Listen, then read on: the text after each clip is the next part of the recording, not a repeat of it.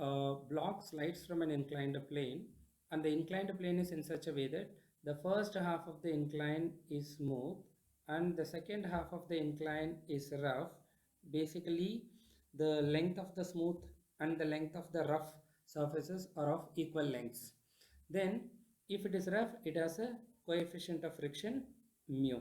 If the coefficient of friction is mu and it is in such a way that it slides from the top and comes to rest at the bottom. If it slides from the top and comes to rest at the bottom and the smooth and rough surfaces are of equal lengths, then find the coefficient of friction. That is the question. So let us name the points. So this is the beginning of the journey. Let's say A, and here is where the smooth incline stops. I mean ends, let me call it B, and at the bottom, let me call it C. So basically, this object starts with zero velocity at A and goes to B. By the time it reaches B, here the velocity is not zero. Some velocity it picks up. Let us call it V. And from there it finally slows down. At C, its velocity comes to 0. So during the first half of the journey, the acceleration takes place. During the second half of the journey, deceleration acts and then it comes to stop. So basically, since the lengths are involved and the acceleration as such, we know it is very similar to the previous question. So v square equal to u square plus 2as equation we can use. Since the entire length of the incline, if you take L, the smooth incline of length L by 2 and this as L by 2. Or the other way, you consider smooth inclines, the length of the smooth incline is S, length of the rough incline is also S, because they are of equivalent lengths. So basically here, for the first part of the journey, initial velocity is 0, final velocity is V. Second part of the journey, initial velocity is V, final velocity is 0. So what is the acceleration and deceleration in the first half and the second half? You know, when the inclined plane is here, when its mass is m, and especially when the angle is theta, then you know that the downward force is mg, and this is mg sine theta, and this is mg cos theta. So this is mg cos theta, and this is mg sine theta. So when the plane is smooth, the downward force here during this first half, only the downward force mg sine theta acts. When you equate it with ma, the acceleration for the first part is only g sine theta. Hence, for the first part, if you can write it as first part end, it gains a velocity v. The initial velocity of the first part is 0. So v square equal to 0 square plus 2 into acceleration is g sine theta into s. During the second part, look at the second part now.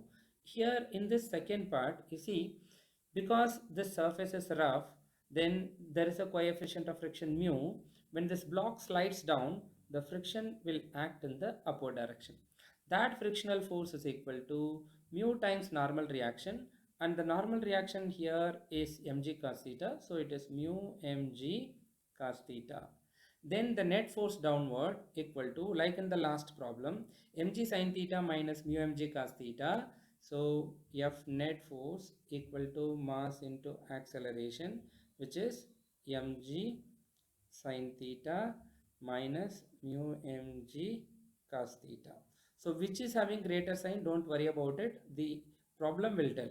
So A equal to g sin theta minus mu g cos theta. So this is the second part.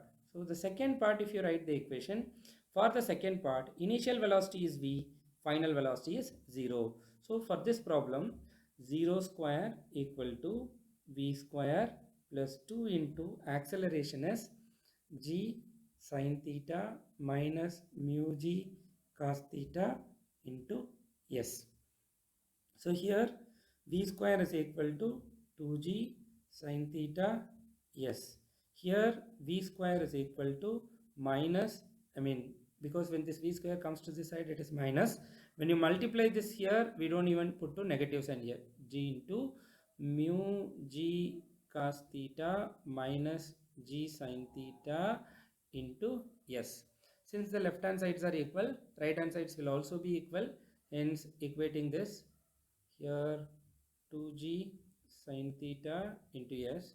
Here 2g, take it as common, mu cos theta minus sin theta into s. So s and s will be cancelled. 2g will be cancelled. So sin theta equal to mu cos theta minus sin theta. So 2 sin theta equal to mu cos theta.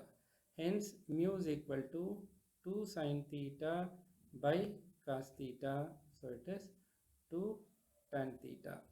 If the incline is so in such a way that the half of it is smooth and half of it is rough, when the block slides from the top comes to rest at the bottom, means the coefficient of friction of the second part of the rough surface is 2 tan theta.